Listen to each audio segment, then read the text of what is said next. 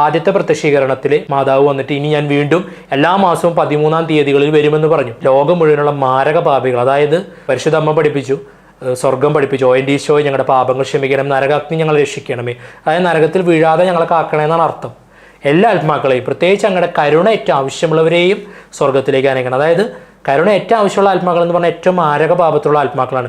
അവർ ദൈവിക ജീവനില്ലാതെ ജീവിക്കുന്നവരാണ്, ദൈവമില്ലാതെ ജീവിക്കുന്നവരാണ്, പാപത്തിൽ ജീവിക്കുന്നവരാണ്. അവർ മരിച്ച ആ നിമിഷം തന്നെ നരകത്തിലേക്ക് വീഴും. അങ്ങനെ വീഴുന്ന അങ്ങനെ വീഴാതെ അവർക്ക് മാനസാന്തരം വരാൻ, അവർ രക്ഷപ്പെടാൻ, ഇതാണ് ഫാത്തിമ ദർശനങ്ങളുടെ ഏറ്റവും പ്രധാനപ്പെട്ട ഒരു വിഷയം. ഇനി ഫാത്തിമ ദർശനങ്ങളെ കുറിച്ച് പറയുകയാണെങ്കിൽ ഏറ്റവും പ്രധാനപ്പെട്ട ഒരു കാര്യം തന്നെ നരകത്തിൻ്റെ ദർശനമാണ്.